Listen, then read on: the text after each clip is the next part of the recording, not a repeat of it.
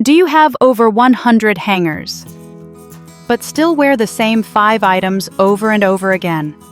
And every time you choose an outfit, you get frustrated because you have nothing to wear.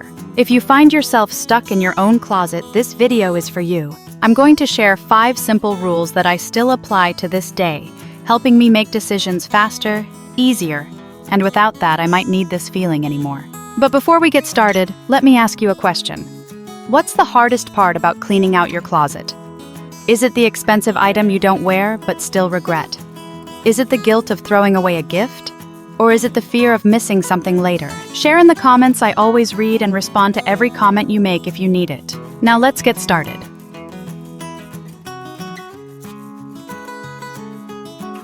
Number 1 is the small box.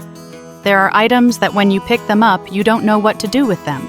You don't hate them, nor do you love them anymore. You don't wear them often, but you can't bear to throw them away. These are items that are in between two states, not really needed, but also not daring to let go. With such items, I no longer force myself to decide right away, because I've learned that forcing myself to make a choice while I'm still hesitant often only makes me feel more tired and even regret it later, or go back to take it out to use, only to put it back in the closet. So I created a separate area called the small box, roughly translated as a box for uncertain items. It can be a cloth bag, a plastic box, or simply a corner in a sideboard. That's where I put all the things that make me hesitate, so I can continue cleaning the rest without getting stuck for too long just because of a shirt or a pair of pants. The reason this method works is not only because it's convenient, but because it taps into a very real mechanism of human psychology, the endowment effect. When we own an item, we often feel it has more value than it actually does. Even if we no longer use it, we still feel sorry to have to throw it away. Not because the item is still usable, but because it's ours. But when the item is temporarily put away out of sight, the emotional attachment to it will gradually decrease. You will find that time passes without you remembering it. Not using it, not thinking about it, not needing its presence, and that says a lot. For me, this is the gentlest way to let go without feeling tormented. Instead of forcing myself to choose between keeping it and letting it go, I give myself a moment of silence. Take some time to get a clearer picture of what you really need. And after a few weeks, when you open that maybe bin again, you'll be surprised to find that there are so many things you're ready to let go of without regret. However, this only works if you make a commitment to one thing. Once you put it in the maybe bin, you won't open it again. You won't try it again. You won't think about it again. Just leave it there. And set a specific time frame, say a month or 6 weeks. After that time, if you don't remember any of the items, it's time to gently send them away. And conversely, if you miss them while they're in that time, you can keep them. This isn't just a way to tidy up. It's also a way to practice letting go safely. It teaches you that not everything you buy needs to be kept, and not every decision needs to be made immediately. Sometimes taking a step back and looking from afar can help you be clearer. If you haven't tried this before, I highly recommend starting today. All you need is an empty bag and a small corner in your house. Try putting in the items you've been holding back on, and see how you feel in a month. You might surprise yourself. And if you ever thought my house is always messy, I clean it forever but it's never clean, then this next video is for you. This next video will talk about the very misconceptions you have that keep your house from being clean. It's light, but worth thinking about. Subscribe to not miss it. Let's get back to today's content.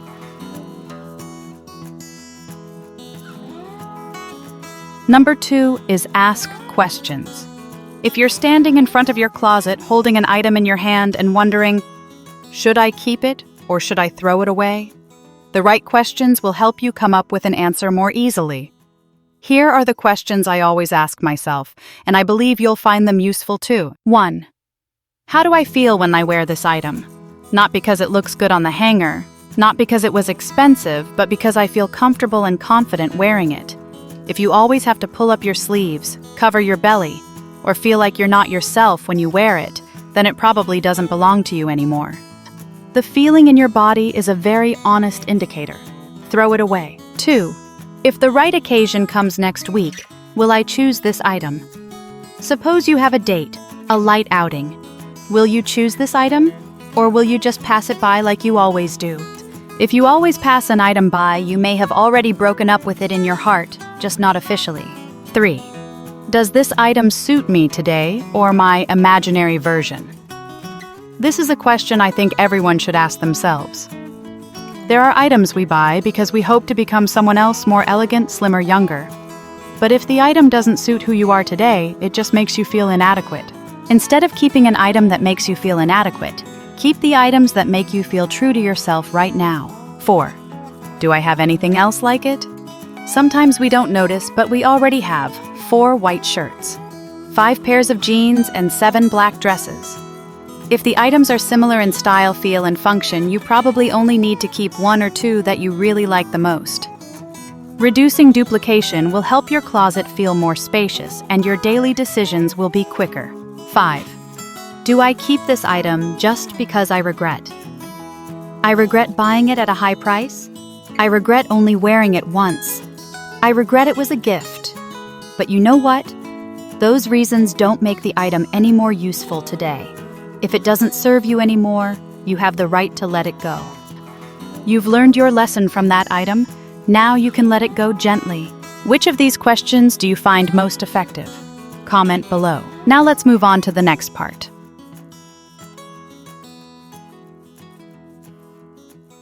Number 3 is don't let selling stop you decluttering.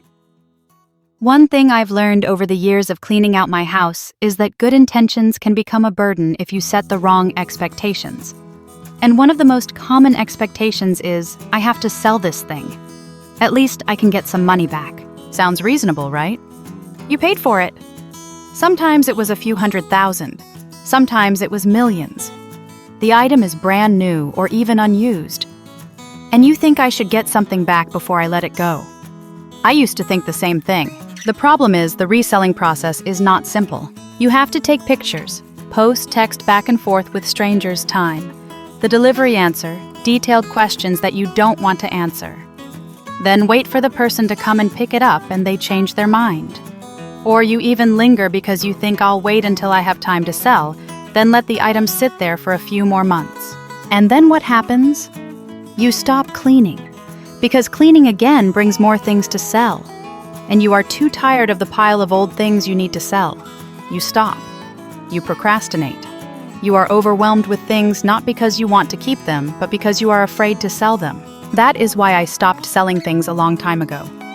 Except for a few special items that are easy to sell or really valuable, I choose to give them away gently, decisively. I have accepted that the real price I pay for that item is the lesson I learn from it, not the amount of money I can get back. Maybe I bought the wrong thing, bought too much, or bought it out of emotion rather than because of need. But if I realize that and choose to change from here, then that item has fulfilled its role. Real letting go isn't about getting your money back. It's about forgiving yourself for making the wrong choice and allowing yourself to move forward unencumbered by the past. If you're someone who loves to sell and it doesn't bother you, go for it. But if it's stressful, a reason you can't keep cleaning, then you can let it go. Pick 1 or 2 items you really want to sell. The rest, let them go.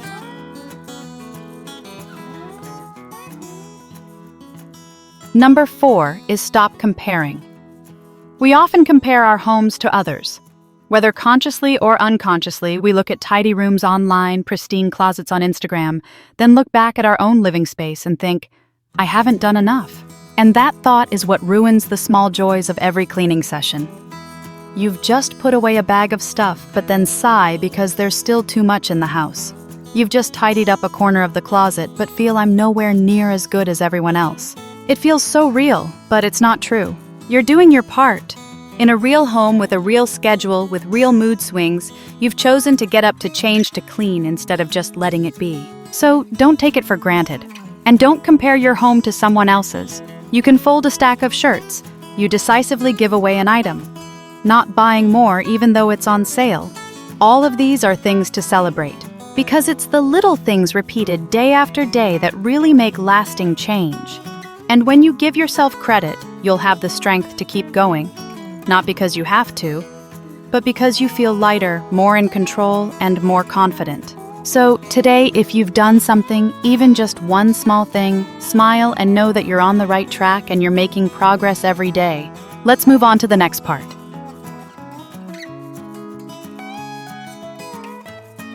Number 5 is sit down with yourself.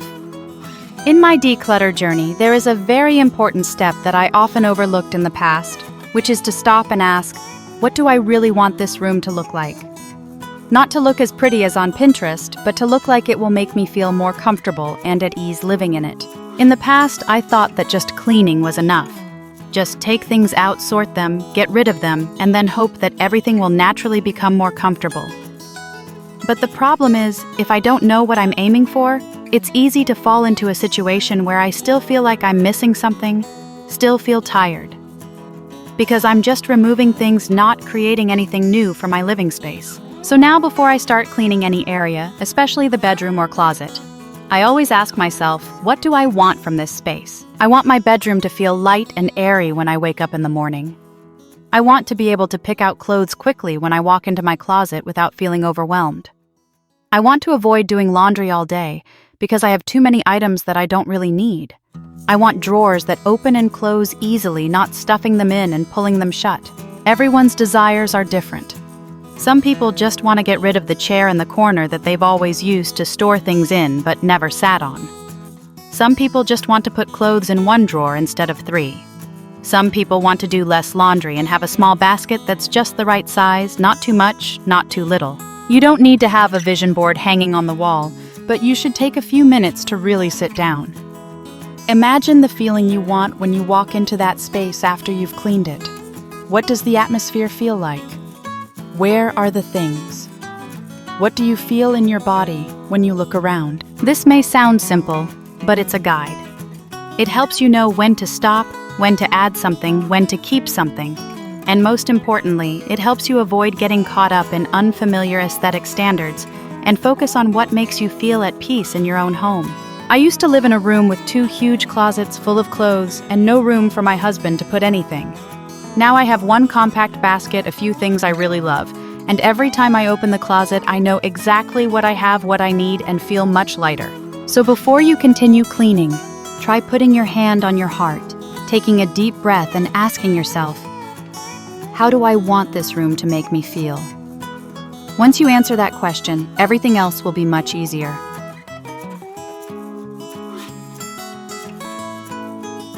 So there we have it.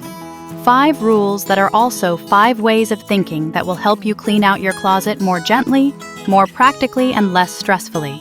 If this video helped you get a little clearer, let me know in the comments or simply with an emoji.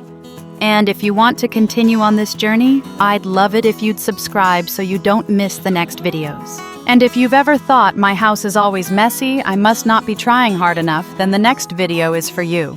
The next video will talk about the very misconceptions you're making that keep your house clean. Light but worth pondering. See you there.